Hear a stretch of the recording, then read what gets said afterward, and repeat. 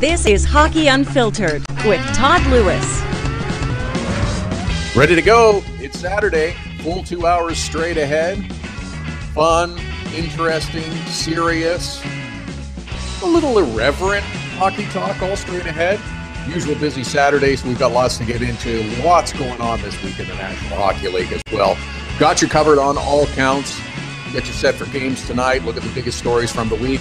Our friend Sean Leahy will join us from NBC Sports Pro Hockey Talk. He will be with us to talk all things NHL in our first hour. Looking forward to that. Justin Tasch covers the New York Rangers for the Daily News. Rangers with a big game tonight in Montreal. Plenty of stories going on around this game. Justin will join us later on the program as well. The smoking hot St. Louis Blues to start the season continue with a game at home tonight against the Columbus Blue Jackets. Our friend Andy Strickland will be with us, Andy of FSN Midwest and 590 KFNS in the Midwest. And just to wrap things up, Sean Gentile will join us, Sean of Sporting News and the Pittsburgh Post-Gazette. We'll talk about the Pittsburgh Penguins. We'll talk about the dramatic wins for the Penguins this week. My goodness. Something special there. Sean will give us the latest on that. We'll talk about the Metro Division and whatever else we can come up with around the National Hockey League. At Hockey Unfiltered, at Todd Lewis Sports, the Twitter and Instagram handles to be following for all the latest. And of course, it being Saturday, we are looking for your nominations for the Hockey Unfiltered Dog of the Day. Simple to enter. Use the hashtag HU Dog of the Day.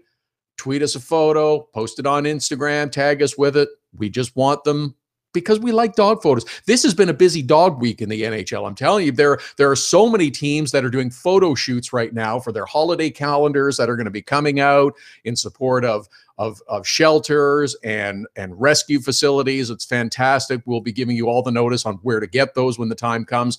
In the meantime, though, hashtag HU Dog of the Day on Twitter, on Instagram. Send them to us. We want your photos and nominees for the Dog of the Day. As I mentioned, it is a busy Saturday. Typical Saturday in the National Hockey League. We've got 12 games on the schedule today. And to my liking, there's an afternoon contest as well. I like the afternoon games. It kind of turns the day into a triple header. Sometimes they go nonstop from early in the day. That'll happen later on in the season when you've got a game at 1 Eastern and 4 Eastern, then 7, and then 10 or 10:30. It's great. There will be those over the next few days into the first couple of days of November, probably right until next weekend when we reach the 1 month part of the NHL season, that will say, oh, but it's early. It's still early. Remember last week, if you were with us, we said, no more. It's early. You can say that it's early if you want, but it's not anymore. We're past 3 weeks into the NHL season. We are at a spot where teams are really focusing on some things that they have seen in the first 8, 9, 10 games that have been played. This is time that they're starting to really examine their record, really starting to look at things that they have seen out on the ice from some of their personnel, their performance, starting to think, is this more a realistic expectation of where we're going to be this year? We thought we might be better. Our record isn't what we thought it would be at this point in time. So now, do we have to reassess and think that this is really maybe where we are? And on the other side as well, teams have gotten off to hotter starts than expected. They're finding themselves in a better position in the standings than they figured that they would be at this time. Did we overestimate? Did we underestimate our potential for success? Yes, there is still time for those teams that have disappointed so far this year. There is still time for things to change. There is still time for the course to be corrected, for the course to be pointed in a more upward trajectory. But with each passing day, the screws get turned a little bit tighter, the scrutiny becomes a little bit more, and the challenge to bounce back, to start moving up the standings becomes more and more difficult because other teams are finding their stride. They're finding, yeah, this is maybe what was missing before, but now look at us. Now we're moving in the right direction. And that task of jumping back in becomes more difficult. Some teams have performed better than anticipated. Coaches, managers, fans, they're becoming believers, thinking, this isn't just a 1 or 2 game blip in an upward. We've not just gotten a bounce or two. Everybody's doing what they're supposed to do, and they're doing it at a higher level than we expected. Maybe we're just going to be able to hang around for a little while, and we'll find ourselves in a really good position as the season moves forward in towards the holiday season and into the new year. For those that are still suggesting it's early, I will counter with this argument. Have you noticed over the last few days, there has been a shift in tone with some of the comments from coaches about their teams, about their players, and about situations over the last 3, 4, 5 days, since last weekend, I guess. There's been kind of a shift in tone. There hasn't been the phrase used, well, we're just getting going, we're finding our way, it's a little bit early. That kind of stuff hasn't been coming out of the mouths of coaches as much as it has been in the first couple of weeks of the season. Some of the criticisms are a little more pointed. They're a little sharper. There's a bit more urgency that has picked up in some of the comments from head coaches about their teams. That's what I've noticed over the last few days.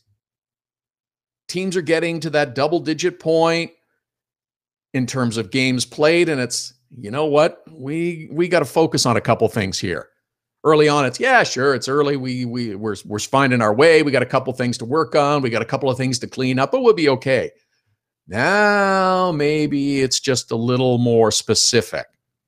Harder practices have become a bit of a story over the last few days.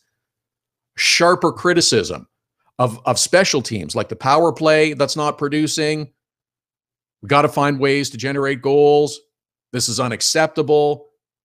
This is not what we want. The penalty kill hasn't been as good as it should be for some teams. Teams that consider themselves to be top teams in the NHL, consider themselves to be playoff teams and challengers to go deep in the playoffs. Criticism has been a little more sharp and pointed about the penalty kill. We have to be better. We can't be allowing that many goals. We have to be more disciplined. We can't take penalties. We can't give them up.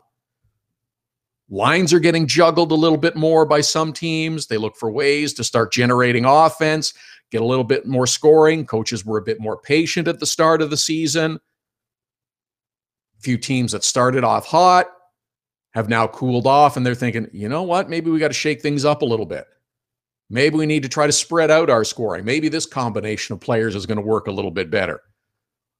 So yeah, there will be those that continue to suggest, oh, it's early. It's not that early anymore. We're reaching a point where coaches are getting a little bit more focused on what's going on, and there's some things that we need to pay attention to. A couple of examples. How about the Hawks that changed up all their lines after the goal scoring stopped early on? Didn't help them in their game against Nashville on Friday. Still had trouble scoring. They had faced a great goaltender. Pecorine was sensational. So was Corey Crawford, but the Hawks couldn't find a way to score. Coach Q shook up all the lines. How about a bit earlier in the week? Some people got all bent out of shape and tried to suggest there was some sort of goalie controversy with Dallas. The game earlier in the week that Dallas was playing Colorado, Ken Hitchcock yanked Ben Bishop. I'm not sure why people were surprised at this. This is not the first time that Ken Hitchcock has yanked a goaltender out. Sure isn't going to be the last. Said it was nothing against Ben Bishop. He did it to wake the team up. They weren't playing well enough. It was time to shake things up, get their attention. Now, Ben Bishop, being the competitive guy, being brought in as the number one goaltender, of course he didn't like it and said after the game, I didn't like it. He didn't think it was necessary for him to get pulled out of the net. Why would he? Why would he be satisfied and happy with it? It's a coaching tool. It's coaching motivation. It's a bit old school, if you want to use that phrase. Now, some have tried to manufacture this into some sort of controversy. Couldn't be further from the truth. This is classic Ken Hitchcock. He pushes players. He pushes their buttons. He gets under their skin.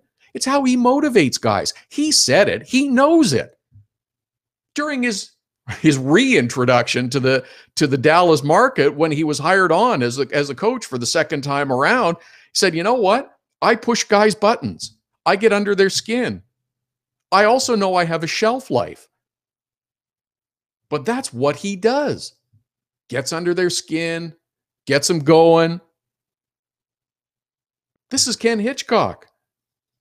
And to suggest that this is some sort of goalie controversy, not a chance. Kari Lehtinen is your backup goaltender. Now, he's been okay in the backup role because that's where he belongs. But this is part of the plan. This is why Ken Hitchcock was brought into the Dallas Stars. He's going to push guys. Some coaches are better at it than others.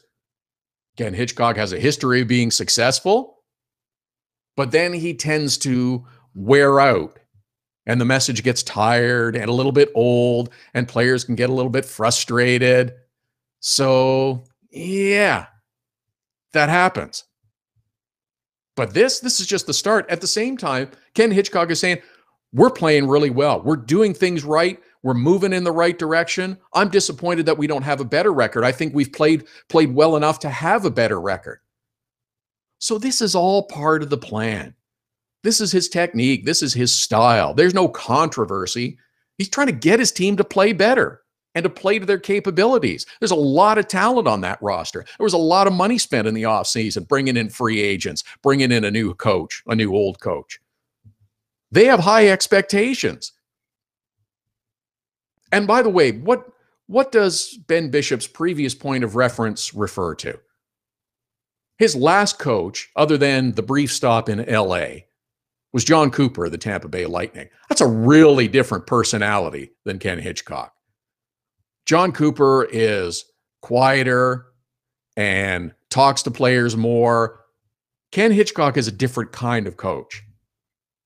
John Cooper is a lot more personable, explains a lot more. Ken Hitchcock motivates guys to be better. So this is a different kind of coaching approach than Ben Bishop is used to. This isn't what he had in Tampa. This is the big gruff bear that Ken Hitchcock can be.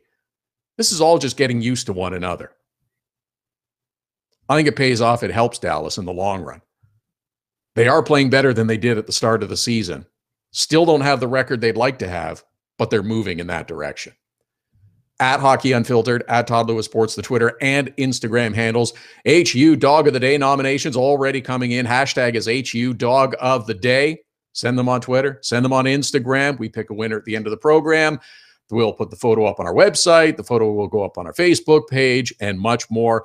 Busy program today. Andy Strickland will join us from FSN Midwest. We'll talk Blues and the Jackets. We'll talk Pittsburgh Penguins and more with Sean Gentile from the Sporting News. Justin Tasch will join us as well. We're shifting time with him. He'll be a little bit later on in the program, but he'll join us to talk about the Rangers and the Habs later on tonight. And in our next segment, our friend Sean Leahy from NBC Sports Pro Hockey Talk will be with us, kind of whip around and talk about some of the stories in the National Hockey League. A lot of good stories, a lot of interesting things that have taken place already in this season.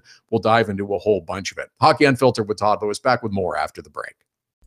Hockey Unfiltered with Todd Lewis sends you to the biggest events at the best prices. This year, we've partnered with Seat Giant to give you special deals on tickets to NHL games, concerts, or other events. Simply go to SeatGiant.com, find the tickets you want. When you check out, use the promo code TODD for a special discount.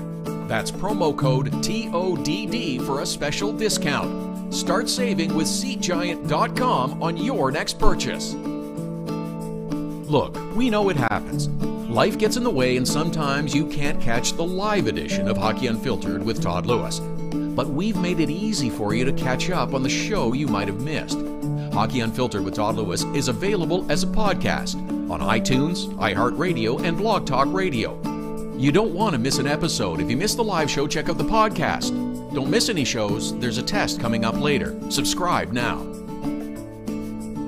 Get your business started getting more leads. 1-844-SEO-LEAD. The number to call if you want more online leads for your business is 1-844-SEO-LEAD. Search engine optimization can be the difference between success and failure.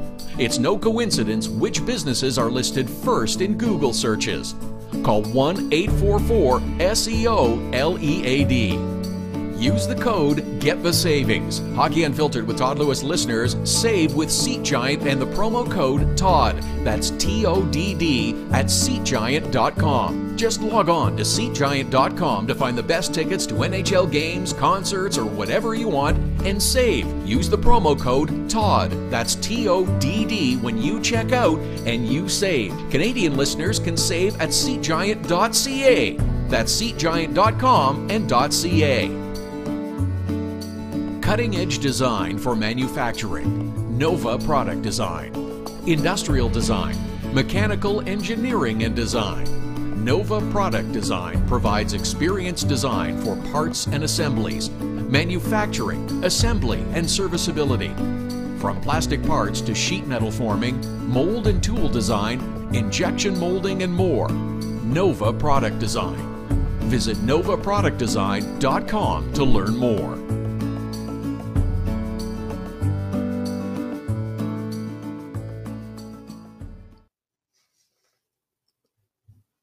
Welcome back. It's the Saturday edition, Hockey Unfiltered with Todd Lewis, live Saturdays and Sundays, 11 Eastern, 8 a.m. Pacific, streaming live at hockeyunfiltered.com, powered by Primetime Radio, live on Facebook, live on Periscope, YouTube Live. Don't forget, subscribe to our podcast through iTunes and iHeartRadio. When we last visited with our first guest of the day, he was heading into unrestricted free agency. He was approaching a new horizon, and he has signed on and is now a part of NBC Sports, ProHockeyTalk.com, covering the National Hockey League. You can follow him on Twitter at Sean_Leahy. He likes trail mix, but without raisins. Sean, welcome back to the program. It's good to have you, my friend. It's been a while. It's great to talk to you again, Todd. I almost went to Russia. There was an offer from the KHL, some shadowy figures with some bags of money, but I ended up staying over here in North America and joining up with NBC. So it's great to talk to you again. It is. It's really nice to have you back and seeing you produce content, talking about the National Hockey League on a regular basis again. So we're a few weeks into the season. We've had some great surprises with teams. Are we at the point, as I believe we are now, that we're starting to see the real story about teams, that there are teams that we thought weren't going to be as good as they are and have achieved some early success, and others that maybe we thought too highly of going into the start of the season that are now going to find themselves struggling for the balance of the year? I think it's still a little too early. You still have some teams that haven't gone on those long road trips, or those teams that are struggling haven't had those winning streaks, and vice versa. The teams that are off to great starts haven't hit those bumps in the road and kind of gone through that turbulence of the road. There's certainly plenty of surprises, good and bad, around the. Look at LA, look at St. Louis. You look at the Devils, of course, and it's some great early season stories. But now, as we know, there's so much hockey left to play, and every year we always see a few surprise teams get out to hot starts. I think it was last year, maybe 2 years ago, the Coyotes had a great October, then kind of fell back into place. And I think we're going to end up seeing that for some of these surprise teams like Vegas as the months go along, and as the injuries start hitting and those long road trips start settling in, and the bumps and bruises of an 82-game season start setting in.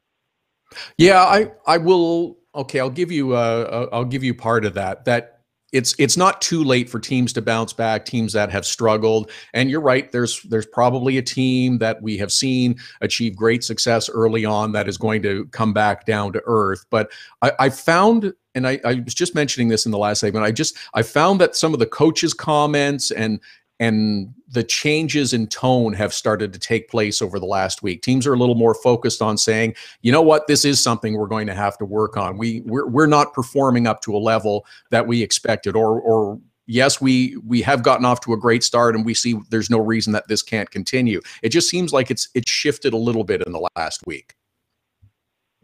I think that's just normal coach speak, right? If you're a coach, you in your mind, you should win all 82 games of the regular season, right? But of course, that's not going to happen. So they want to get things tight, and they want to get their players focused on their system and what they want to do as early in the season as possible so they can try and maintain that consistency and get them set up for the playoffs. So, that's just kind of the way the coaches want to do things. They, like Mike Babcock taking guys off the ice early yesterday at the practice, or running bag skates after a tough game. Only 10, 11, 12 games into the season, and some teams already had bag skates. So then those trying to get the message across early to some of these teams, just because there are expectations, whether the teams are expected to be in the playoffs, or coaches just kind of want to get that team into the next level, and knowing the kind of talent they have on the roster, they kind of want to get it.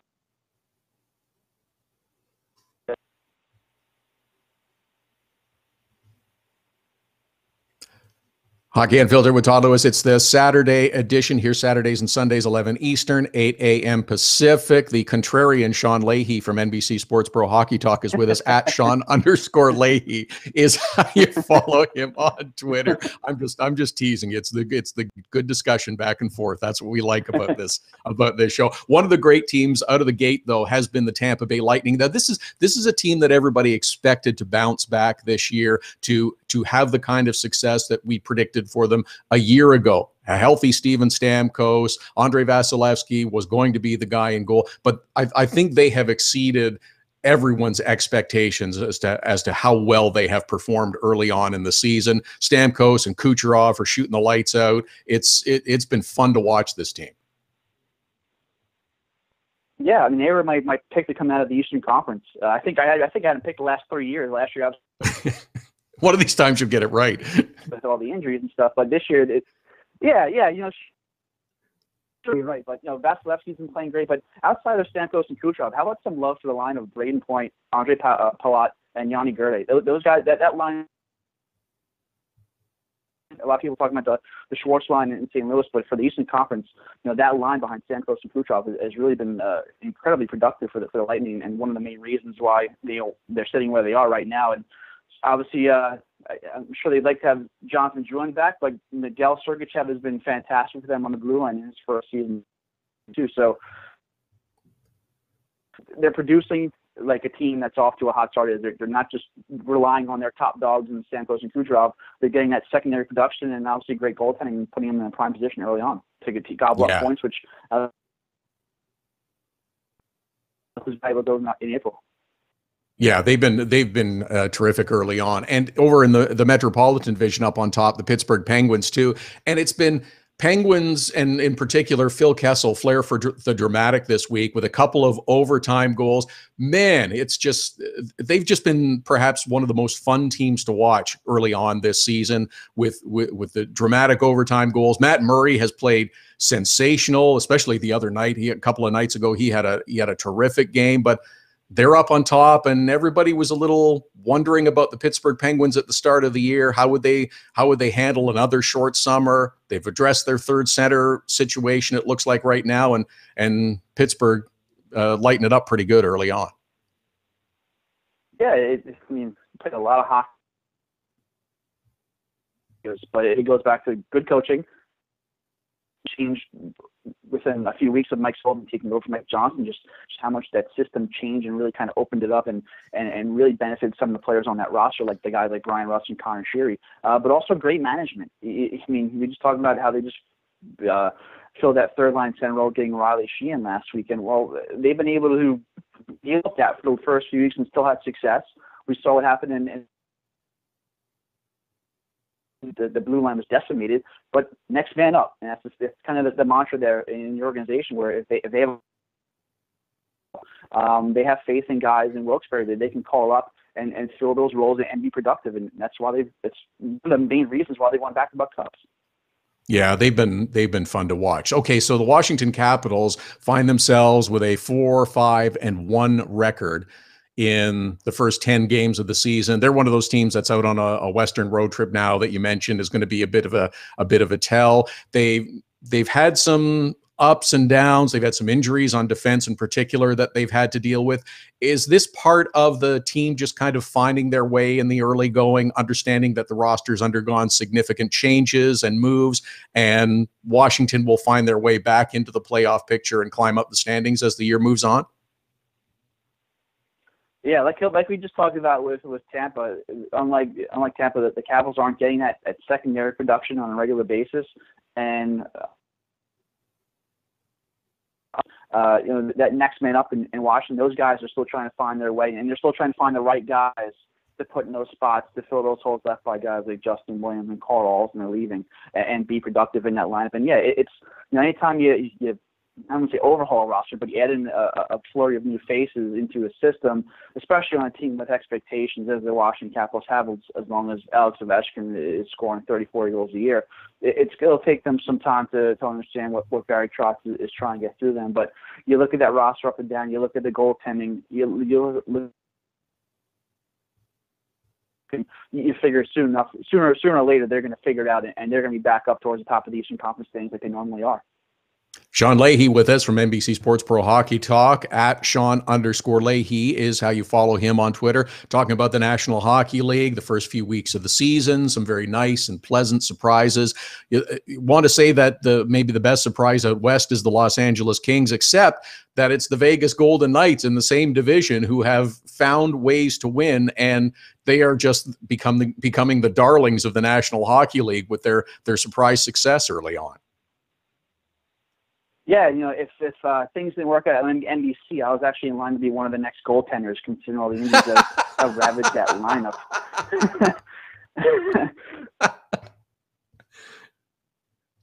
I think as great as a story as the Knights have been, I think it's important that they're off to this good start for hockey story. I think that this is so great for that city and their organization to start building that fan base.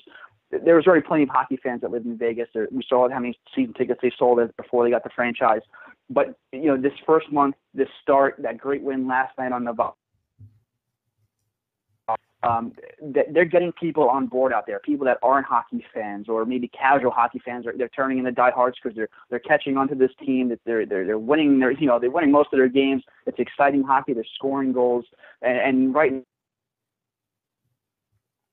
fans in Vegas that weren't there before, and getting people out to that building, which is important no matter what happens the rest of the season, whether they continue this winning streak or they fail and they start sliding back in the bottom of the Western Conference standings. So right now this has been a very vital and important month for more than one reason out in Vegas, and it's great, and hopefully it keeps up, and hopefully they keep creating more fans out there.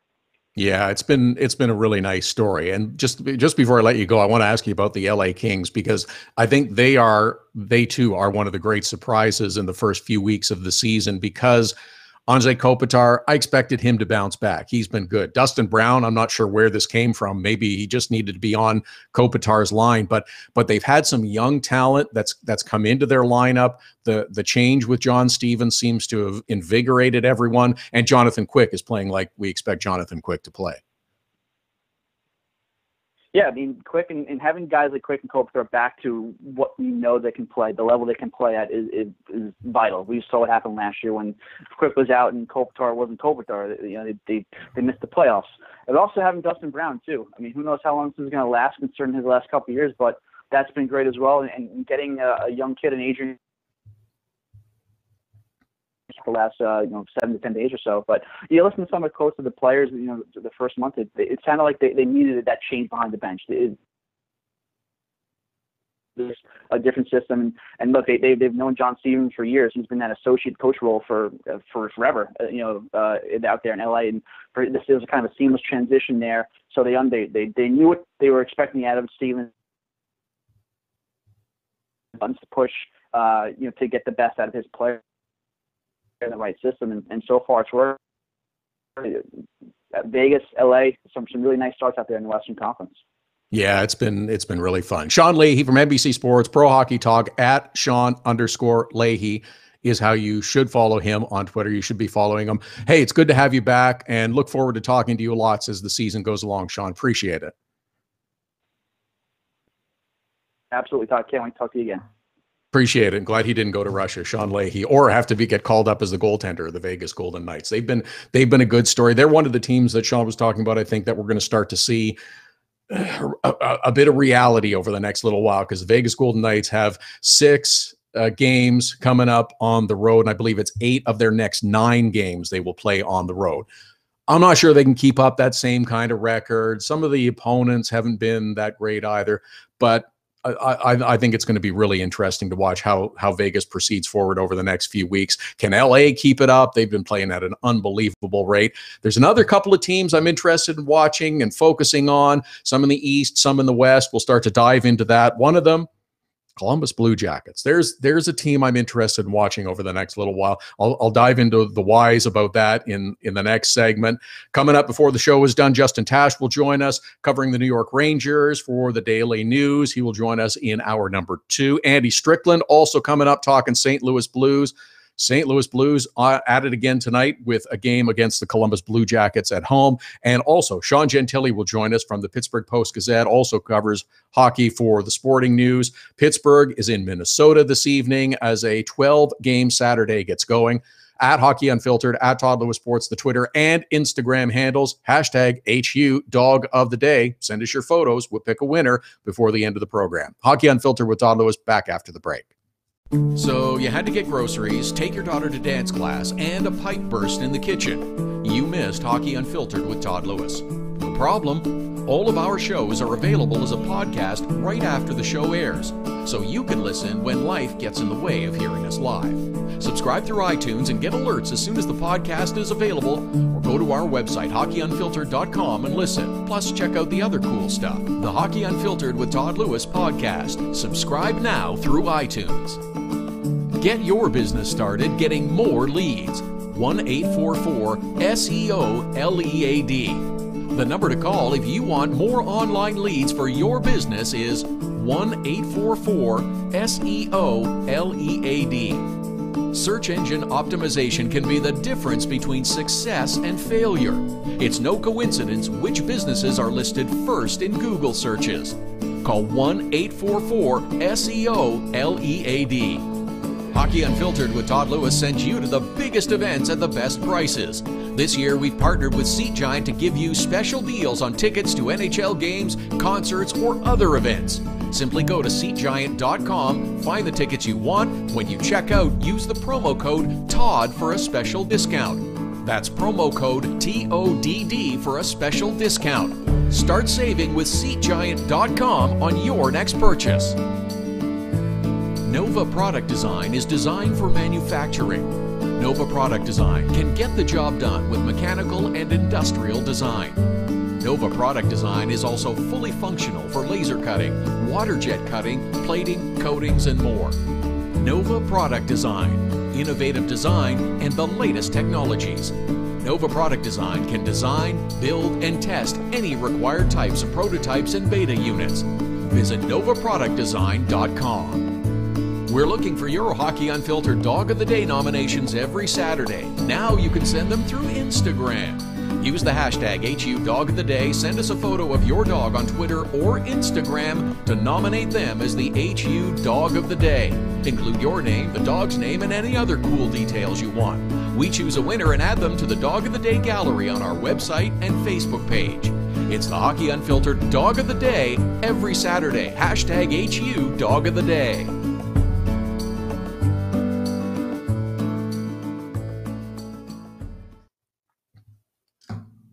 Welcome back. It's Hockey Unfiltered with Todd Lewis, Saturday edition. Join us every Saturday, every Sunday, 11 Eastern, streaming live at hockeyunfiltered.com, powered by Primetime Radio, live on Facebook, live on Periscope, YouTube Live, and of course, subscribe to our podcast through iTunes and iHeartRadio, and soon on the Hockey Unfiltered app. That and much more all straight ahead. Lots of good stuff coming up today. Justin Tasch will join us to talk New York Rangers. Andy Strickland talking Blues. Sean Gentile from Sporting News and the Pittsburgh Post-Gazette will talk about the Penguins and the rest of the National Hockey League as well. I think we've passed the early stage. We're into the next stage of the National Hockey League season now. There's teams I'm focusing on a little more closely than others. Some I'm a little surprised at in a positive way. Others I'm a little surprised at in a not so positive way.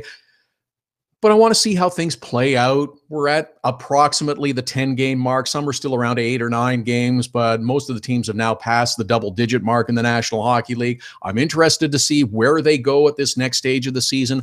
Thought the criticisms had become a little more pointed this past week couple of teams have been skated pretty good already, getting their attention. At the opening of the program, I talked about the whole Ben Bishop and Ken Hitchcock situation. I think a lot of people blew it up. I don't think that there's any sort of controversy there. That's Ken Hitchcock getting or trying to get the most out of his team. But another situation that I do believe is worth watching is one with the Columbus Blue Jackets. I know. Is there anything wrong with the Columbus Blue Jackets? They played 10 games. They're 7-3. They got a nice overtime victory on Friday against the Winnipeg Jets. Yeah, I think there's some things worth watching for the Columbus Blue Jackets. They were a team I was anxious to see this year because this, for the first time, there's a real level of expectation for success with the Columbus Blue Jackets. There have been years in the past where, we think they'll take a step, think things will be better. But no, this year, there is an expectation of success. After last year's record and getting into the playoffs, they had the early exit, and that's not going to cut it this year. They struggled in the final 4 or 6 weeks of the season. They got into the postseason, but made a quick exit. That's not going to be accepted by the Blue Jackets and Blue Jackets fans this year. They've been working through some issues early on, getting guys to get going, get some scoring from sources that they expected. They've maneuvered and shuffled players a little bit this year. They got Nick Foligno's playing center. I don't know if that's a good idea. Sergei Bobrovsky has been great. After last year, we expected that again. A couple of days ago, there was a story. It hasn't made a ton of news. It's been talked about, but not at great length. And I think this is something that's going to be worth watching.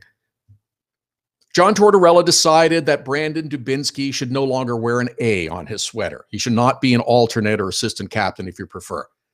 That A was given to Jack Johnson. Dubinsky's been struggling. He's been one of the Columbus players that hasn't really produced at the level that they expected this year. He's only got a couple of assists.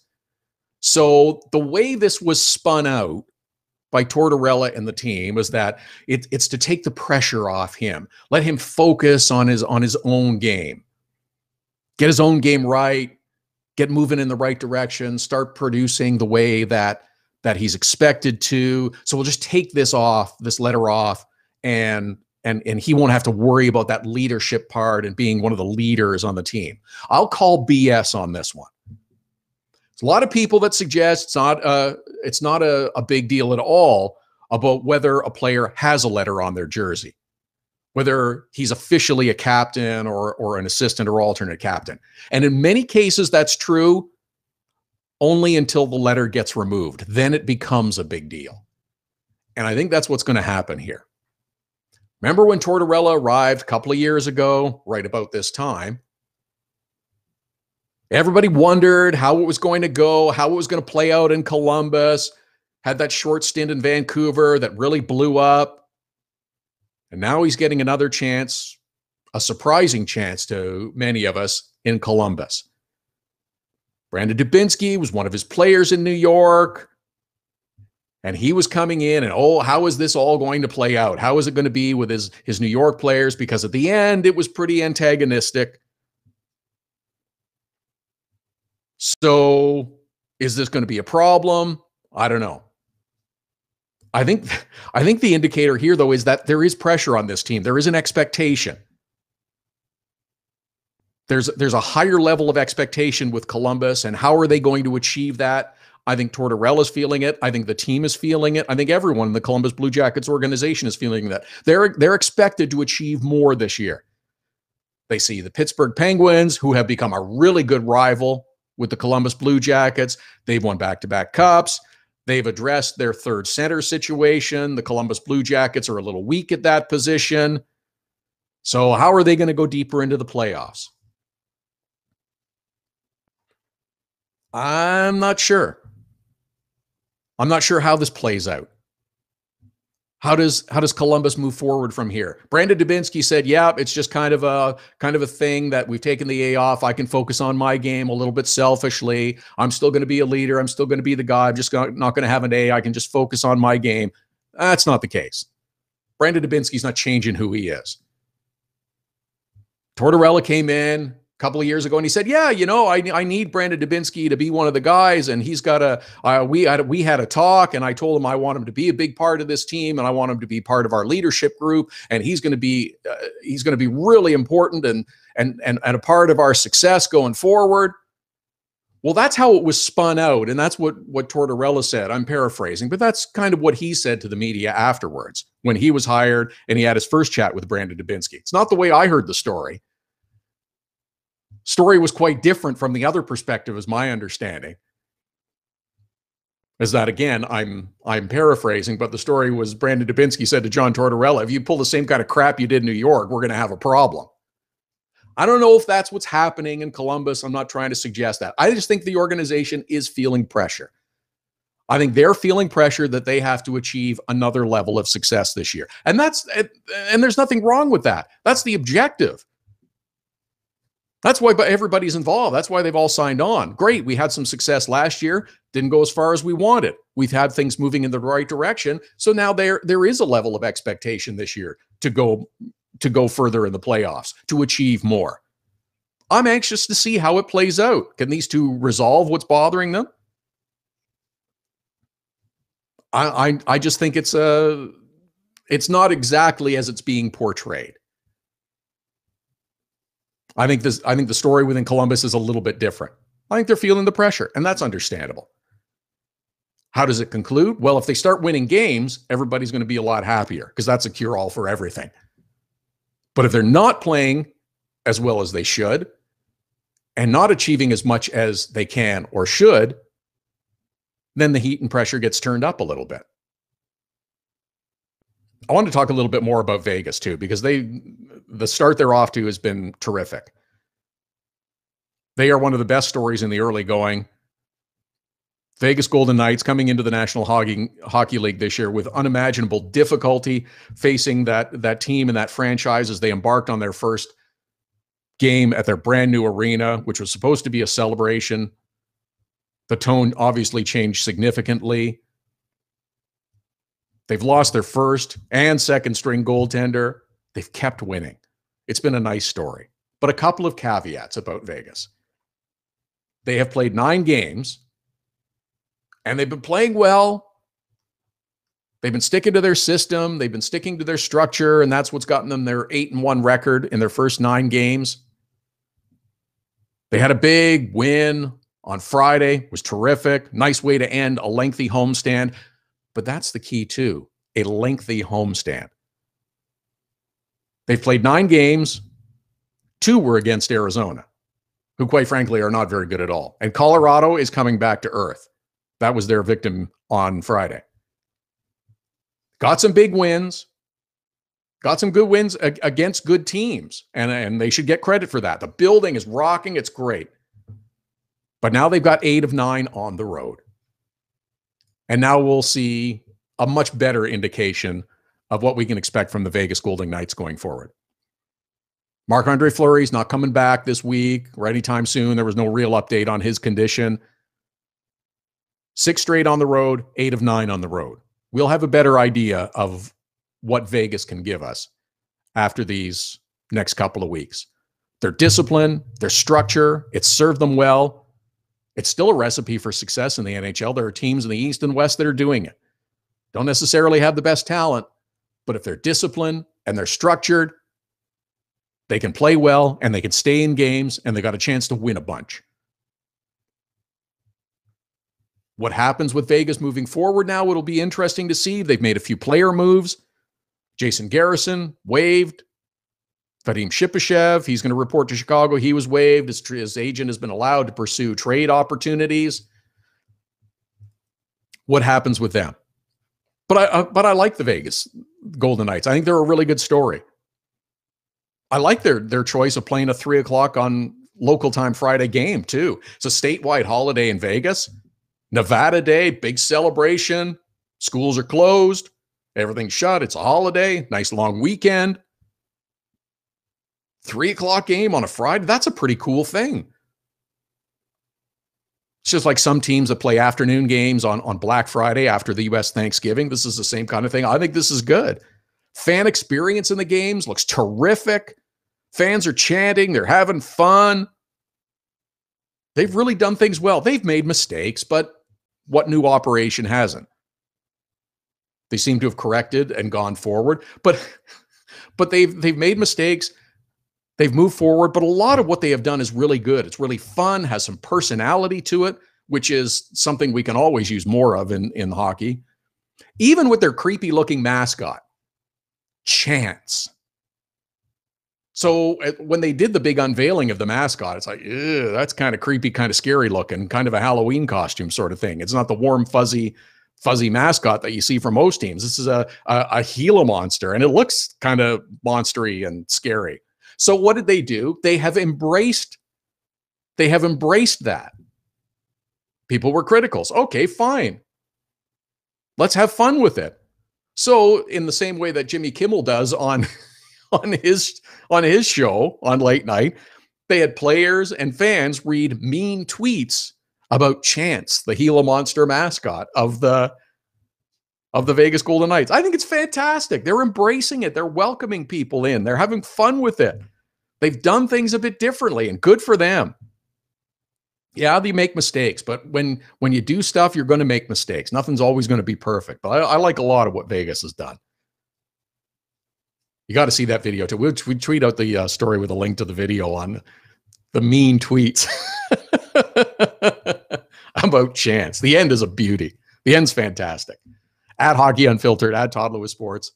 Looking for your Dog of the Day nominations. Hashtag HU Dog of the Day. Send them on Twitter. Send them on Instagram. Dog photo, your name, dog's name. There's a little story that you want to include. That's cool too. We pick a Dog of the Day winner every Saturday here in Hockey Unfiltered with Todd Lewis. We'll do one again before the end of our second hour. Coming up, Justin Tasch talking New York Rangers, Andy Strickland talking Blues, Sean Gentile will join us as well. A few other stories to get into before we close things out here on the Saturday. Long way to go. Lots of good games on the schedule and a whole bunch of other stories as well. Hockey Unfiltered with Todd Lewis, back after the break. Hockey Unfiltered with Todd Lewis sends you to the biggest events at the best prices. This year, we've partnered with Seat Giant to give you special deals on tickets to NHL games, concerts, or other events. Simply go to SeatGiant.com, find the tickets you want. When you check out, use the promo code TODD for a special discount. That's promo code TODD for a special discount. Start saving with SeatGiant.com on your next purchase. Get your business started getting more leads. 1-844-SEO-LEAD.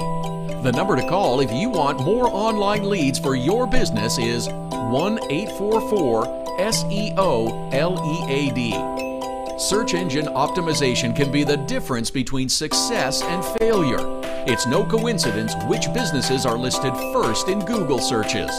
Call 1-844-SEO-LEAD. Now it's even easier to nominate your dog as the Hockey Unfiltered Dog of the Day. We do it every Saturday. Send us a photo on Twitter or now on Instagram with the hashtag HU Dog of the Day. We choose a winner every Saturday. That's simple. Now on Instagram or Twitter, send us the photo using the hashtag HU Dog of the Day, and your dog could be the one added to our gallery on the website and Facebook page. It's the Hockey Unfiltered Dog of the Day every Saturday. Cutting-edge design for manufacturing. Nova Product Design. Industrial design. Mechanical engineering and design. Nova Product Design provides experienced design for parts and assemblies, manufacturing, assembly, and serviceability. From plastic parts to sheet metal forming, mold and tool design, injection molding, and more. Nova Product Design. Visit novaproductdesign.com to learn more. So you had to get groceries, take your daughter to dance class, and a pipe burst in the kitchen. You missed Hockey Unfiltered with Todd Lewis. No problem. All of our shows are available as a podcast right after the show airs, so you can listen when life gets in the way of hearing us live.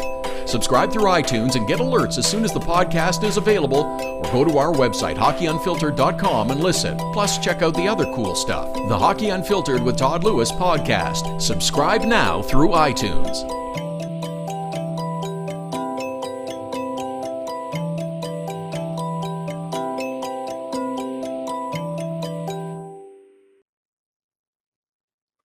Welcome back. This is Hockey Unfiltered with Todd Lewis, Saturday edition at Hockey Unfiltered, at Todd Lewis Sports, the Twitter and Instagram handle. Some good nominees already coming in for our Dog of the Day. Hashtag is HU Dog of the Day. Tweet them to us. Put the photo up on Instagram, your name, dog's name, little story. Ethel, Duke, a couple that have just come in the last little while. We'll have more over the next hour or so. We will select a winner before the end of the day. We're here every Saturday and Sunday, 11 Eastern, 8 a.m. Pacific, streaming live at hockeyunfiltered.com, powered by Primetime Radio, live on Facebook, live on Periscope, YouTube Live, and more distribution outlets coming in the days and weeks ahead. Busy second hour on the program. Did a little guest juggling. Justin Tasch is going to join us to talk Rangers right off the top in the second hour. Andy Strickland talking St. Louis Blues with a game tonight against the Blue Jackets. And Sean Gentile will all join us in the next hour as well. I want to try and squeeze in a bunch of stories that from this past week and some other thoughts and other things before the top of the hour. We'll be really heavy with guests in the next hour. But talking about how Vegas in the last segment has embraced this personality, this having fun, even in the mean tweets age when people didn't necessarily give their mascot Chance, the Gila monster, a positive review. Okay, fine. So we'll read mean tweets about it. That's fun. That's embracing it. That's having a little personality, and that's good because we don't have enough of that. There's another way it's being done too in the Vancouver Canucks with their team, and they're trying to show a little bit of personality. Different way to engage fans. It's something that's a little fun. It's kind of a neat idea. Vancouver Canucks players have their own goal song. When they score, they have the song of their choice that gets played. Every building kind of has the whole choreographed goal celebration. Wherever you go, that whenever the goal goes in by the home team, there's a song that plays, there's a horn, there's smoke, there's fireworks, there's spotlights or a cannon or lightning or whatever else. But it's usually the same song that gets played. Vancouver's changing it up a little bit. They have different goal songs for different players. I like it. It's kind of a neat idea. Players choose their own song, kind of get to show and learn a little bit about their personality, chance to be a little bit personal. It's a neat idea. It's something cool, something fun. There's a little bit of country, there's a little bit of metal and rap and all kinds of different songs. I think it's smart. I think it's fun. There's nothing wrong with that. I think that's positive. I like it. I think it's a good way to help grow and promote the game in a positive light. There's still way too many cliche impressions of the game being all about fighting and stupid crap like that. It's too bad because that's the part that gets emphasized and people giggle about it. Fans should be offended by this. Whenever you have someone who doesn't necessarily know about the game, but all they know is to say, oh yeah, that's where they fight all the time. Hockey fans should be offended at that because there's so much else that goes on in the game that is so wonderful. And that's the impression that so many people have about it. Let players have their own goal songs. It's fun. Baseball players have a song that they'll walk up to the plate to when it's their turn to be at bat. This is the same kind of thing. I like it. A little bit of personality, a little bit of fun, as opposed to that, oh yeah, hockey, that's where they fight all the time. There's so much more and a much more positive impression about the game that can be given out and portrayed. There was a really nice piece that I read on SI.com by Alex Pruitt a couple of days ago. It's a simple little story about how during a movie production, they came up with unique and different ways to create the sound of a hockey game. In 2004, they were doing the movie Miracle, and you had to figure out a way to create the sound. Sound plays such an important part in movies and in life. It doesn't get enough credit for the big impression that it has. And Alex wrote a really nice piece about the thoughts of a number of players and the sounds in a hockey rink. You don't get enough of a sense of that if you're watching on TV or listening on the radio or streaming a game, or even sometimes when you're at the game, because the buildings are so big, you're not necessarily sitting close enough or in the right spot to get a real good impression of the sounds of the game. The sounds of the skates as they go gently across the ice as a player is skating slowly. Or if a player is skating faster, it's harder, it's quicker, it's kind of a crunching sound sometimes that the ice will make with their skates. The sound that the puck makes when it comes off the blade of a stick, depending on what kind of shot it is too, it's different. When it hits the boards, sometimes it's a gentle thump. Sometimes if it's a pass off the boards, it's just like a little glancing blow. Or if it's a wind up and the slap shot off the end board, it's a big thud sometimes. It's hard to translate. When players check and crash into the boards as well, that's hard to translate. You don't always get that full sound if you're in a big building or watching or listening to the game. Some buildings try to help the fan experience. They actually mic the sounds on the ice and play it through the PA system. That's not really the same, but that's sound. In this piece by Alex Pruitt, and just when you think about the sound of the game, whether it's at a practice or whether it's during a game, that romanticizes the game. That makes a smile creep across your face when you think about it. That's what takes you back to childhood when you've been playing, skating out on the ice during a practice, or if you were one that skated outside and played a little pickup hockey. That's the other thing I like. Here's another one that was kind of cool. This is another one that creates, I think, a real positive impression of the game. It's a silly little example, but it's, I think, important. I happened to catch the television show Designated Survivor this past week. Kiefer Sutherland plays the president of the U.S., if you're not familiar with it. In the opening scenes of the episode from this past week, he's playing pickup hockey. He gets checked and another player actually says to him, "Are you okay, Mr. President?" That would never actually happen during a pickup hockey game. But I think that's great. I think that creates a really positive image of the game. I think it's cool to see hockey being played. It would have been so easy for this show to do basketball or playing golf or something, but no, they chose to do hockey. Maybe because Kiefer Sutherland has an association with the game, but I think that's really cool. I hope that one day the game can reap the benefits of that and it portrays the right image. Because gosh, it's fun. It's exciting. It's warm. It's wonderful. As opposed to clods that just, oh, that's the game where they fight all the time. There's a lot more to it than that. It's a lot more fun and a lot more exciting than that. Hope these are just little things, but these little things can create a big impression and hopefully carry it forward in the right light. As we get up to the top of the hour and out of time for this hour, I want to mention one more time too, our book of the month. We're going to feature a new book every month. And I want to mention this month's one more time. It's by Rob Volman. He was a guest with us a couple of weeks ago. Book is entitled Hockey Abstract 2017. It's a look at advanced stats. Now, don't get all upset right away.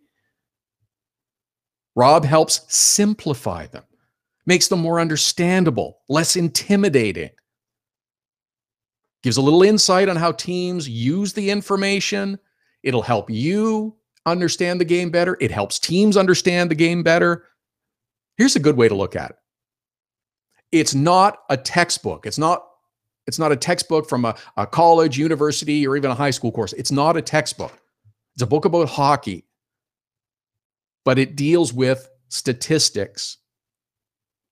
I don't want to say that other A word, analytics. You don't have to have a degree in calculus to understand it and get through. Gives a little clarity, gives a little better understanding of the game. Hockey Abstract 2017 by Rob Volman.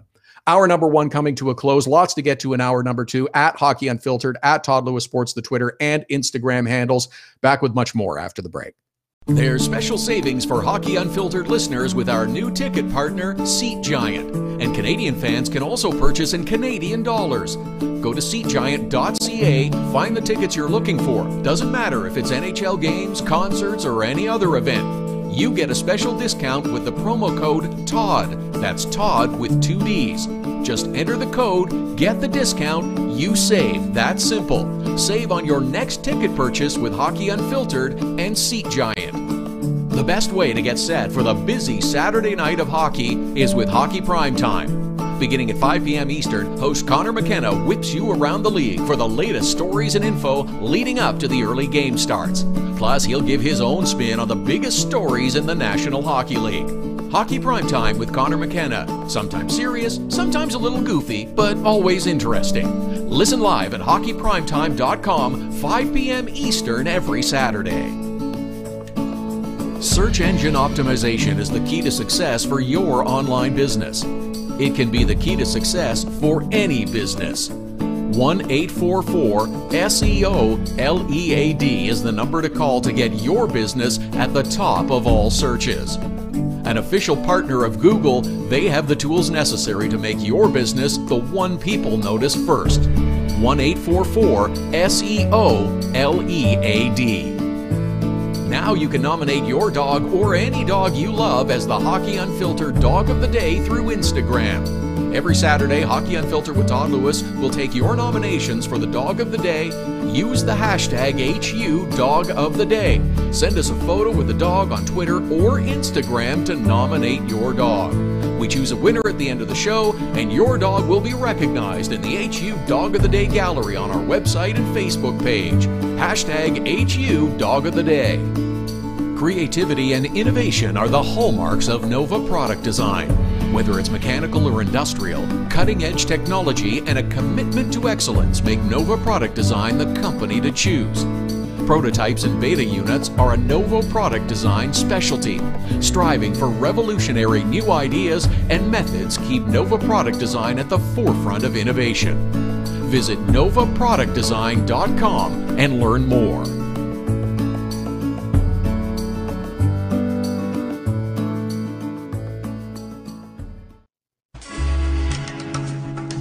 This is Hockey Unfiltered with Todd Lewis. Hour number 2 of the program is going to be a busy one. In just a couple seconds, Justin Tasch from the New York Daily News will join us with the latest on the Rangers and their contest tonight.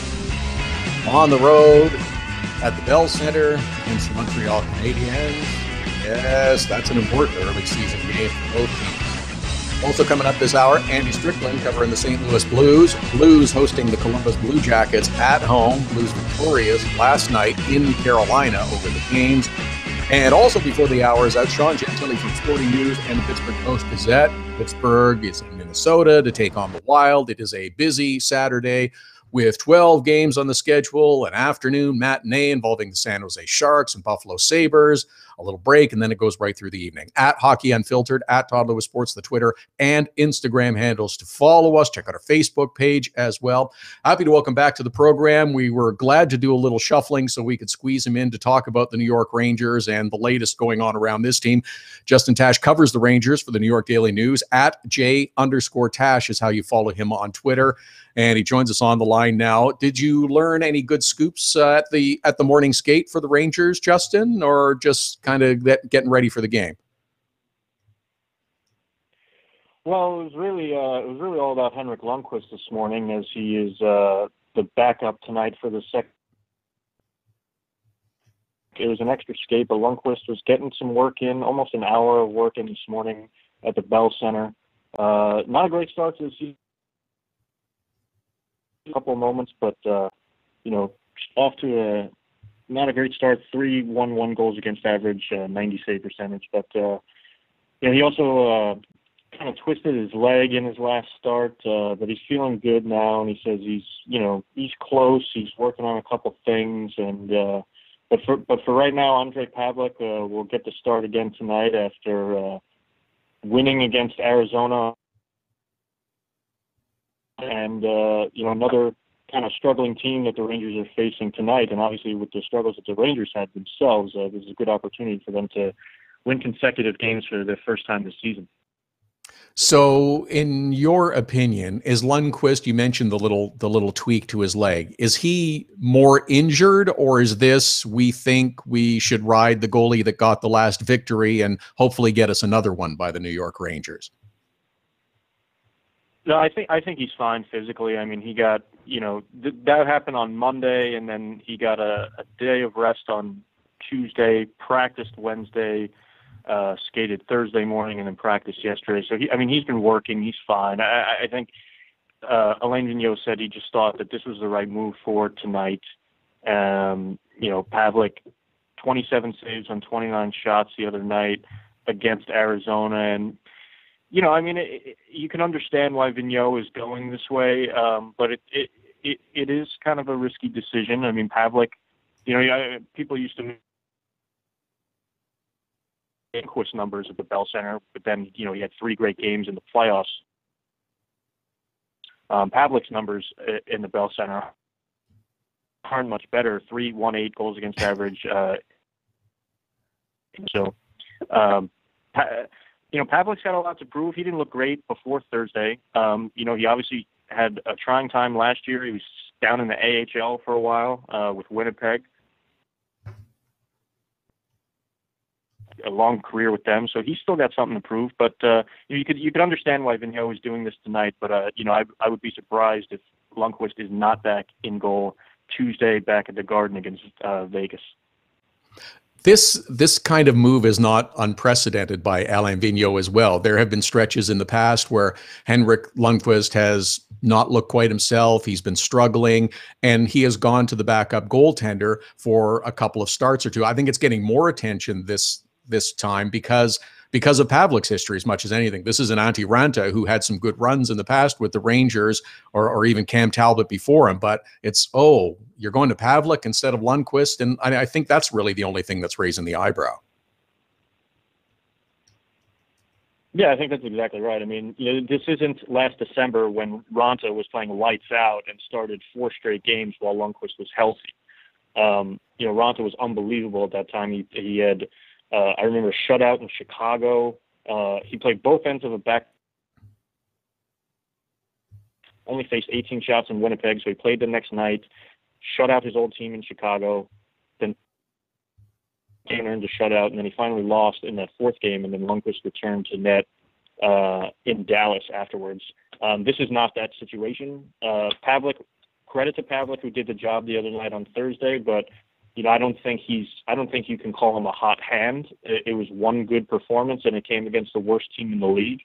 So I think he still has something to prove. But obviously, anytime you win and you make a couple key saves along the way, I mean, you're going to feel pretty good about yourself. So, again, as I said, I can understand why Vigneault is going with Pavlik, but I think the point you made is accurate. Justin Tasch is with us, covers the New York Rangers for the New York Daily News. @J_Tasch is how you follow him on Twitter. Rangers in Montreal to take on the Canadiens this evening, 2 teams that need a victory. The other, I guess, good part for Rangers and the Ranger fans was that there were some young players that had big nights in their last victory against the Arizona Coyotes a couple of nights ago. Pavel Buchnevich looked good. Buchnevich looked good. Some younger players contributing. That was a nice bonus for the Rangers. Yeah, for sure. And specifically with Buchnevich, I mean, all throughout training camp and early on in the season, they've had questions at center after trading Derek Stepan, who made his return to the Garden the other night. They didn't replace him. They drafted Elias Anderson and drafted Philip Hedl. Made the team at a camp, 18 years old, to only. They were hoping, maybe he could make an impact. He did have a really good preseason. I think he did deserve a spot at a camp. But after a couple games, he was a healthy scratch and then got sent down to Hartford. They had said it was a day-to-day proposition. But that only added to their issues down the middle. And then Buchnevich gets the call up for Thursday's game and has 3 assists and so Nieves is a good guy, has good size, 6'3". He's pretty fast, and when you're on a line with a guy like Michael Grabner and Buchnevich, as you mentioned, that speed can come in handy. And so at least in the near term, I mean, maybe Nieves can. That they have 4 natural centers that they can roll with, and that line looked really good on Thursday, and they'll definitely be looking. Vigneault will be looking to them to have another good performance tonight. It looks like the Rangers have been a bit of a work in progress in terms of line juggling with trying to figure out the center position, as you mentioned. I mean, Mika Zibanejad has been great, but he can't play all 4 lines. JT Miller has shuffled in and out of center, and it seems like there's still a bit of a work in progress. Yeah, certainly. I mean, their win the other night was only their third. Vigneault prefers Miller at the wing. I mean, when training camp opened, he said he was going to start at center, just work, and then halfway through camp, he kind of switched him back. I think it does suit Miller's game to be on the wing where he can play more straight line, play more physical. But at least that you can switch him, in certain situations if you need him to. Kevin Hayes. I mean, Hayes has looked good recently offensively. Are you asking too much of him to try and be kind of a shutdown guy, a top six guy, a matchup guy? I don't know. I mean, recently that line has been pretty good with him and Jesper Fast and Jimmy Vesey. David Desharnais has been kind of a mixed bag so far. He's been good on faceoffs, but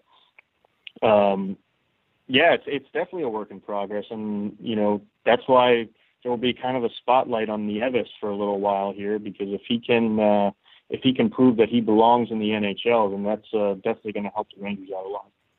Well, when your record is 3-6-2 for the New York Rangers, I guess just about everything is going to be a bit of a work in progress too, because defensive pairs have also been shuffled up for the New York Rangers. Is that trying to find the right matchups and getting Lindy Ruff to learn his new team as well, handling that part of the bench? Yeah, I suppose so. I mean, certainly Ryan McDonough has played with almost everyone except for Brady Shea so far. I mean, he's had kind of a revolving door there, but for the last couple of games he's been with Brendan Smith, and I think right now this is what they're trying to go with Smith and McDonough, Nick Holden with Brady Shea, and then Shattenkirk and Mark Stahl have been playing together for a few games now. So I think that they're hoping that this is what they can roll with for a little while here.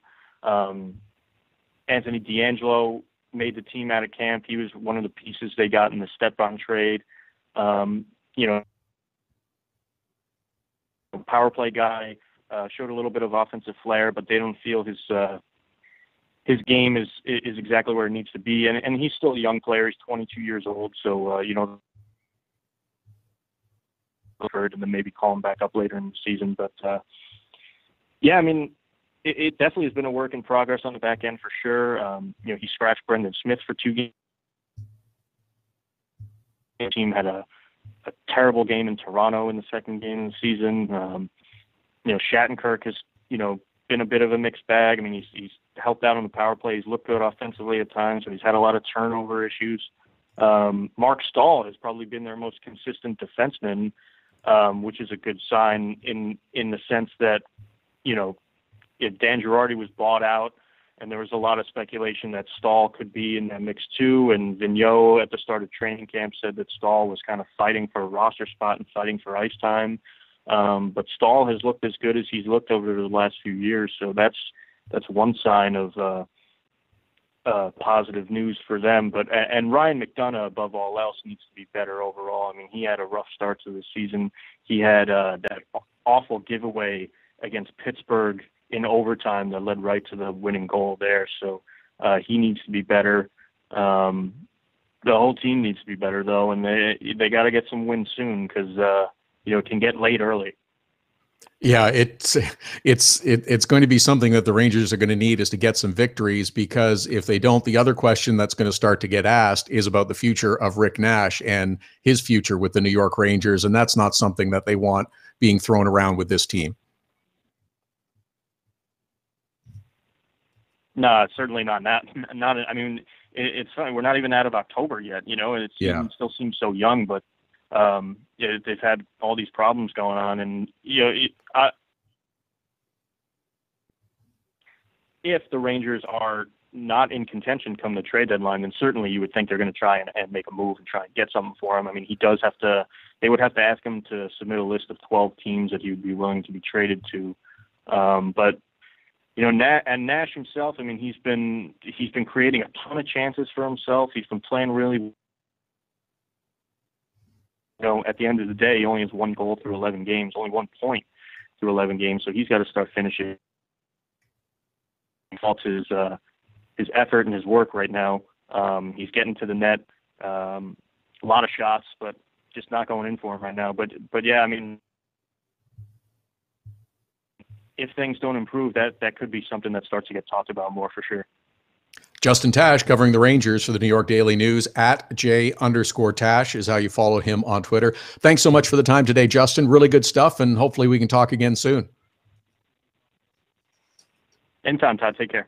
Appreciate it. Justin Tasch from the New York Daily News. Yeah, that would be the last thing that the Rangers need. There's enough focus on Henrik Lundqvist. Let Andre Pavlik play tonight. We'll see what happens. I'm not sure that whoever plays in goal for the Rangers tonight is going to come out victorious against the Canadiens. I think this is another one they win. At Hockey Unfiltered, at Todd Lewis Sports, the Twitter and Instagram handles. More Dog of the Day nominations coming in. #HU Dog of the Day. Tweet them to us. Send us on Instagram. Tell us your story, dog story, names included. We'll pick a winner before the hour is out. Coming up before we're finished, Sean Gentile from Sporting News and the Pittsburgh Post-Gazette. Andy Strickland in our next segment talking St. Louis Blues. Hockey Unfiltered with Todd Lewis. Back after the break. The best way to get set for the busy Saturday night of hockey is with Hockey Primetime. Beginning at 5 p.m. Eastern, host Connor McKenna whips you around the league for the latest stories and info leading up to the early game starts. Plus, he'll give his own spin on the biggest stories in the National Hockey League. Hockey Primetime with Connor McKenna. Sometimes serious, sometimes a little goofy, but always interesting. Listen live at hockeyprimetime.com, 5 p.m. Eastern every Saturday. Creativity and innovation are the hallmarks of Nova Product Design. Whether it's mechanical or industrial, cutting-edge technology and a commitment to excellence make Nova Product Design the company to choose. Prototypes and beta units are a Nova Product Design specialty. Striving for revolutionary new ideas and methods keep Nova Product Design at the forefront of innovation. Visit novaproductdesign.com and learn more. Hockey Unfiltered with Todd Lewis sends you to the biggest events at the best prices. This year, we've partnered with Seat Giant to give you special deals on tickets to NHL games, concerts, or other events. Simply go to SeatGiant.com, find the tickets you want. When you check out, use the promo code TODD for a special discount. That's promo code TODD for a special discount. Start saving with SeatGiant.com on your next purchase. Being on the World Wide Web is great. Being found is the tricky part. 1-844-SEO-LEAD. Search engine optimization is the only way your business can get a leg up on the competition. 1-844-SEO-LEAD. For the necessary tools to make your business stand out in a crowded marketplace, 1-844-SEO-LEAD. Now it's even easier to nominate your dog as the Hockey Unfiltered Dog of the Day. We do it every Saturday. Send us a photo on Twitter or now on Instagram with the hashtag HU Dog of the Day. We choose a winner every Saturday. That's simple. Now on Instagram or Twitter, send us the photo using the hashtag HU Dog of the Day, and your dog could be the one added to our gallery on the website and Facebook page. It's the Hockey Unfiltered Dog of the Day every Saturday.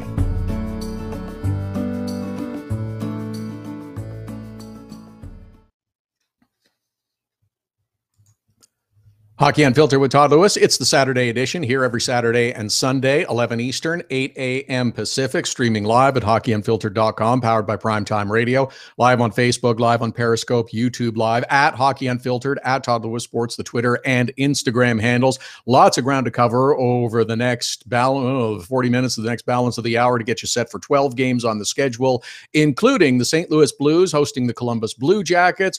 Blues have been doing a lot of winning lately. They did it again last night in Carolina against the Hurricanes. Andy Strickland covers the Blues for FSN Midwest and 590 KFNS. Follow him on Twitter at Andy Strickland. He joins us on the line now. Is it just about a perfect recipe for the St. Louis Blues so far this season, Andy? Except for all the injuries, of course. But other than that, things have been going so well for this team. Well, I think that's what makes it perfect, Todd, is the fact that they've been able to win. They've been able to get points with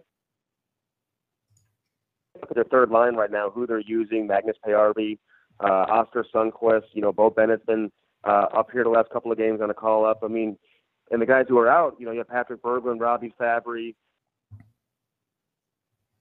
Stafford's a guy who nobody really talks about. He was brought over in the Kevin Shattenkirk trade. He would have been a top 9 forward for this hockey club. So, that could very easily be your third line, or, in the case of Robbie Fabry, he's probably, among your top 6 forwards, and maybe you slide a guy like Alexander Steen down. I mean, who knows what they would have done, but obviously you don't have your full-go lineup, but they've still been able to find ways to win games, especially early, and they set the tone nicely for the month of October. It's been a really, really positive month for the Blues.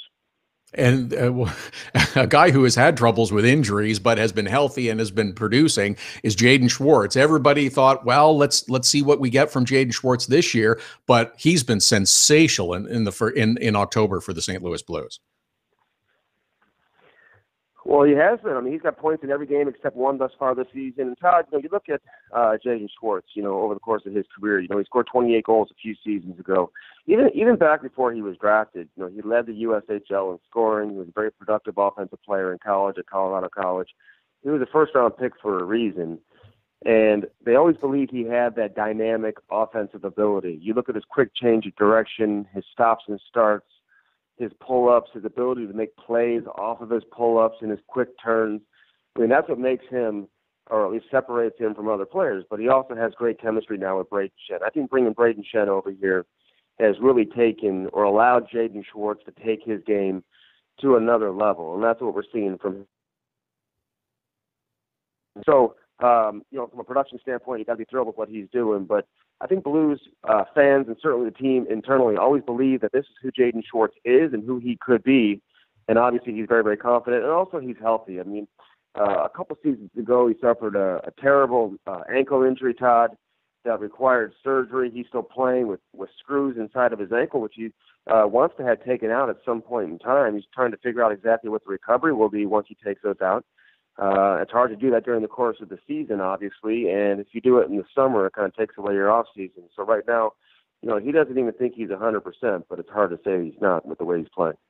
That will strike fear into the hearts of many around the National Hockey League if he's playing and he's not at 100%. Andy Strickland is with us, covering the St. Louis Blues for FSN Midwest and 590 The Fan KFNS. At Andy Strickland to follow him on Twitter. Blues and Blue Jackets this evening.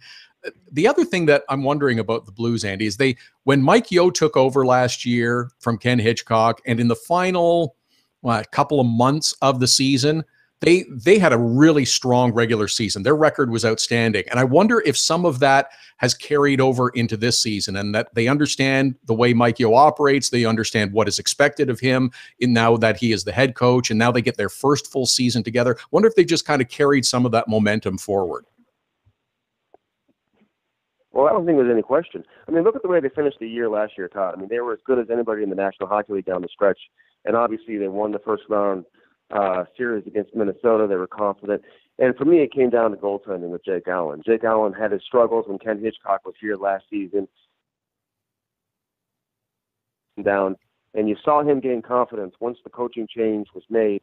And I think his ability to take his game to another level is what allowed this team to, play better and to play a more confident game.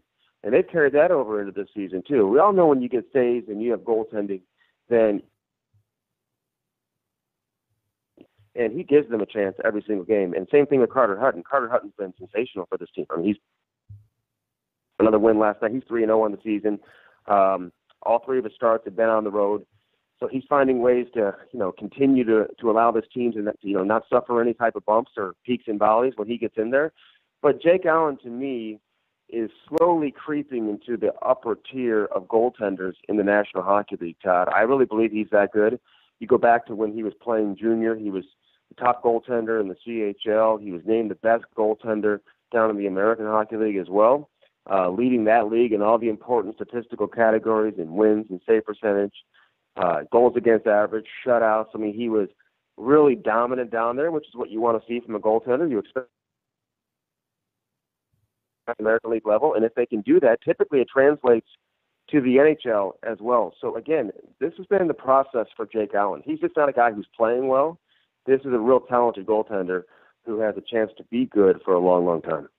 I'm glad you mentioned Carter Hutton too, because I thought he played well last night in the victory against the Carolina Hurricanes. They had some good chances, and he made some really good saves as well for their goaltending. The other thing about St. Louis that they've become known for is their great defense. Of course, the trade of Kevin Shattenkirk last season, but other defensemen have moved up and taken on larger roles and succeeded because of the steady flow of defensemen. Colton Parayko coming into his own and developing into a player that can play better than 20-25 minutes a game, and Alex Pietrangelo has also taken another step. We knew he was great, but now he's also taken another step forward with the added ice time and responsibility.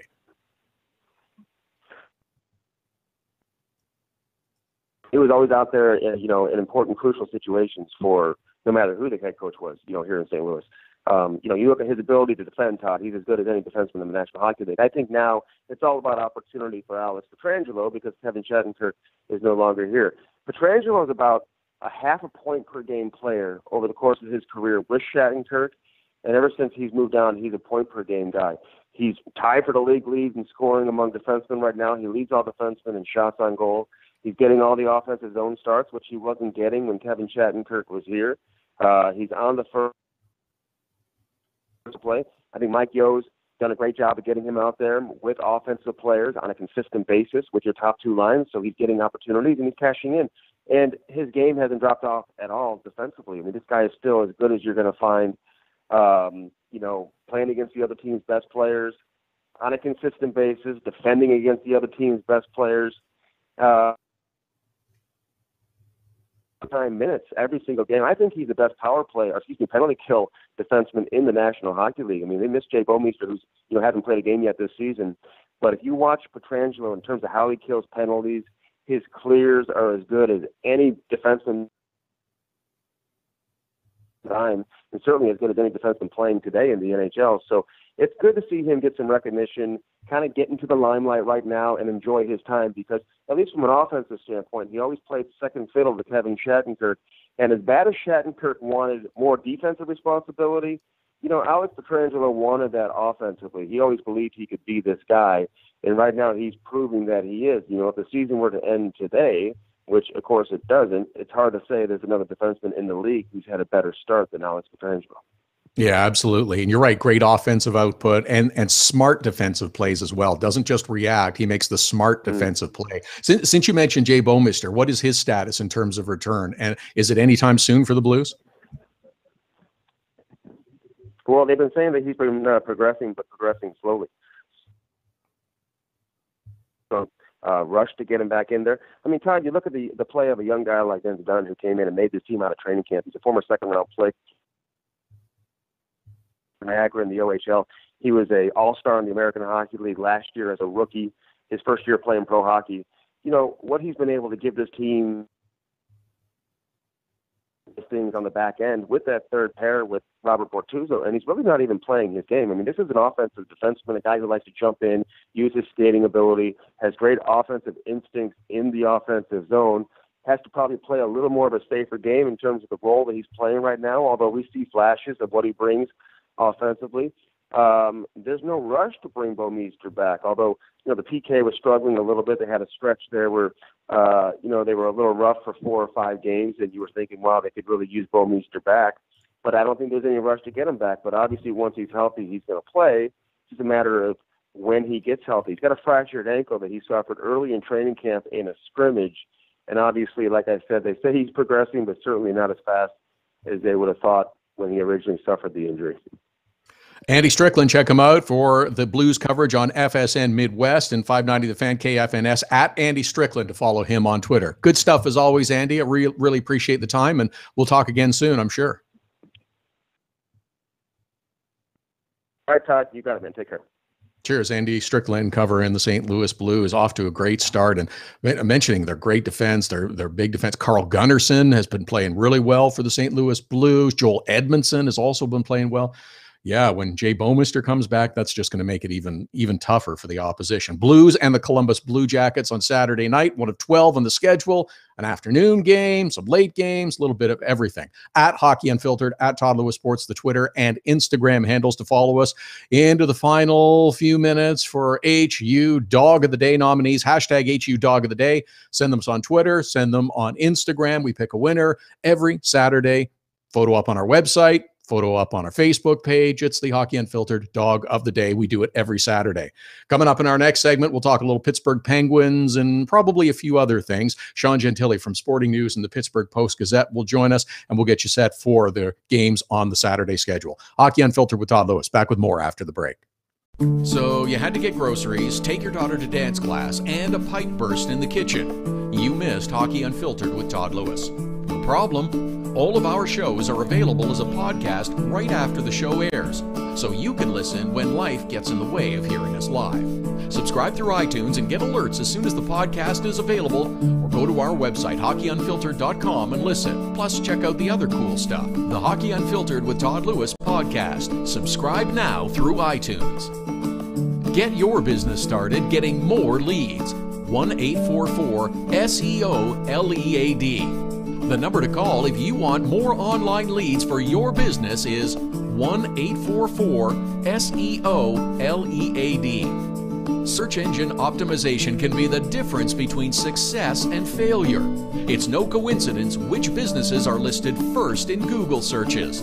Call 1-844-SEO-LEAD. Hockey Unfiltered with Todd Lewis sends you to the biggest events at the best prices.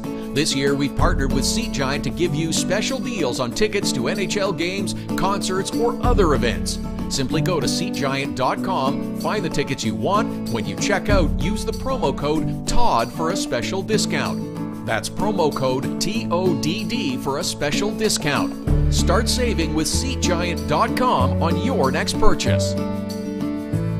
Nova Product Design is designed for manufacturing. Nova Product Design can get the job done with mechanical and industrial design. Nova Product Design is also fully functional for laser cutting, water jet cutting, plating, coatings, and more. Nova Product Design, innovative design and the latest technologies. Nova Product Design can design, build, and test any required types of prototypes and beta units. Visit novaproductdesign.com. We're looking for your Hockey Unfiltered Dog of the Day nominations every Saturday. Now you can send them through Instagram. Use the hashtag HU Dog of the Day. Send us a photo of your dog on Twitter or Instagram to nominate them as the HU Dog of the Day. Include your name, the dog's name, and any other cool details you want. We choose a winner and add them to the Dog of the Day gallery on our website and Facebook page. It's the Hockey Unfiltered Dog of the Day every Saturday. Hashtag HU Dog of the Day.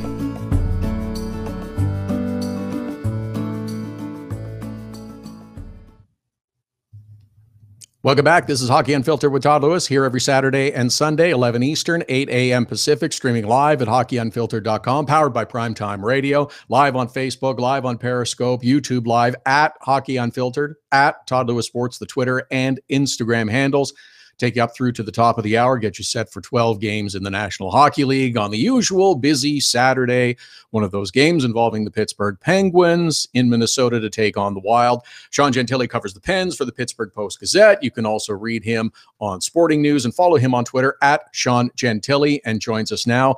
Are you in full Halloween costume, Sean? This is like the big night for Halloween parties, the Saturday before Halloween. Are you wearing the costume now?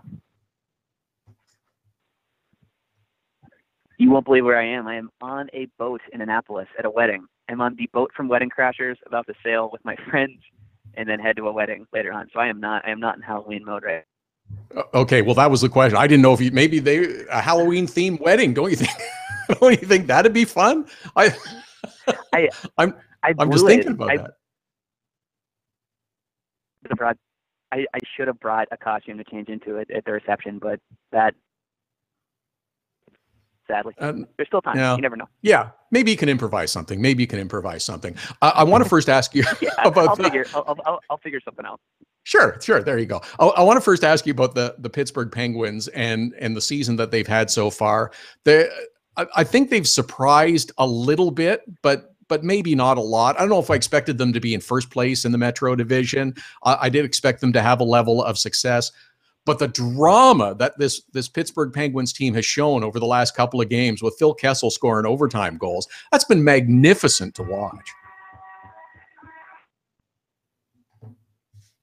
Absolutely. And I think if you're, covering them for the Post Gazette, fans here are they're on both sides of the aisle. They're fun to watch, and there's a lot of drama on that end of things. But I think people here are concerned about the effects of watching games like this over the course of 6 months or 7 months. But no, absolutely, it's been fun to watch Kessel. It's been fun to watch really the Kessel and Malkin line for the last week or so for sure.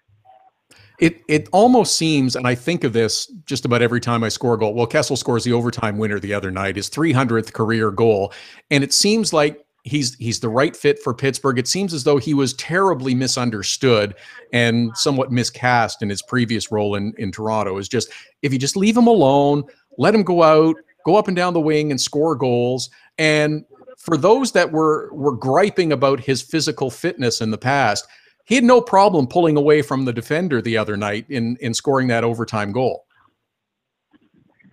Absolutely. And I think all the concerns with Kessel, with his shape and his conditioning, it stems solely from the way he looks. Like you watch him on the bench and you toughen and puffin, especially as the season goes on. And of course people are going to key on that and react to it, but really there's nothing that guy's ever shown on the actual ice suggests any conditioning issues or anything like that. He's and he looks like any one of us taking a skate out there, but the results are the results, and yeah, I think it's impressive, and concerns like that were unfounded for sure. Now, drama aside and Phil Kessel aside, I think I'm digging the sound effects. The thing about the Pittsburgh Penguins, and oh my I guess God, no yeah, one. I was hoping you guys heard that. Yeah. It was awesome. The other thing about the Pittsburgh Penguins that is concerning right now is the number of injuries, and especially to defense.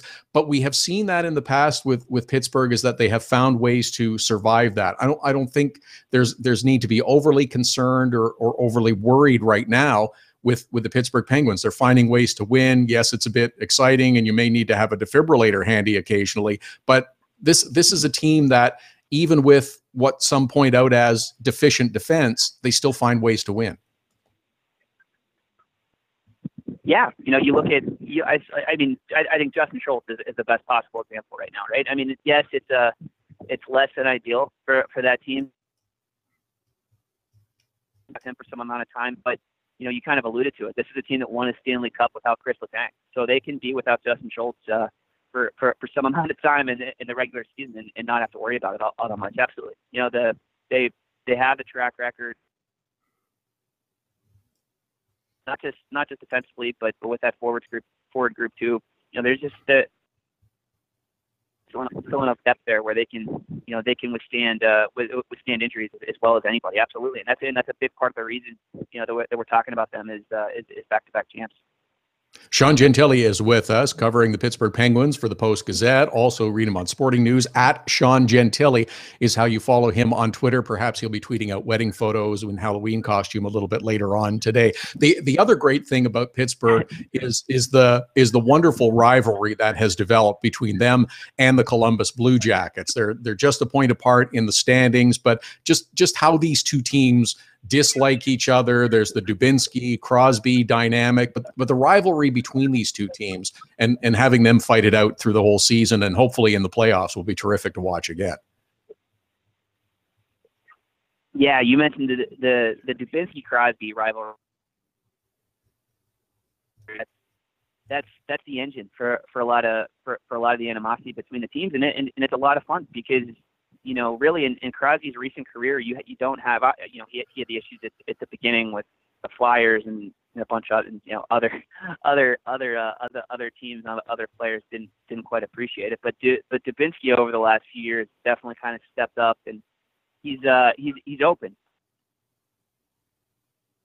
affects Crosby and how much he dislikes playing against the Penguins. And I think it's added a lot to that rivalry. And then you throw in the fact as well that Columbus and Pittsburgh are 2.5 hours away. They're geographically really, really close. It's an easy drive. You just jump on 70 west from Pittsburgh and you're there. So I think when you throw that in, the fact that the Blue Jackets fans can come to PPG and vice versa. Yeah, you have the recipe for a pretty good rivalry. And then you throw in some playoff series over the last few years. Yeah, I think that's tracking up in a pretty positive way, and it's been fun to watch, and it looks like it'll be another fun couple months as far as those two are concerned. Is that going to be the focus this year more so than the Pittsburgh, Washington, the Ovechkin versus Crosby kind of thing? I know Washington's kind of down near the bottom right now, but I think they'll climb back up into the standings. But I see the Pittsburgh Columbus thing becoming more prominent in the years ahead versus Washington. Yeah, and I think, in a lot of ways, this is exactly what the NHL was going for with the realignment. Having so much emphasis put on interdivisional matchups in the playoffs. You have the potential that the Penguins and the Blue Jackets are just going to keep playing each other year after year after year in the postseason. And I think we've seen the payoff. The payoff really from the last 2 or 3 years. That's what we're seeing now. Yes, we knew that Penguins Caps was a rivalry just historically. We knew that rivalry just because of all the years that they played each other. But the Blue Jackets being a relatively new team, that kind of the animosity wasn't really baked in, but we play each other in the playoffs year after year after year. So I think that is, more than anything to me, that's an example of a realignment, going exactly what the league hoped.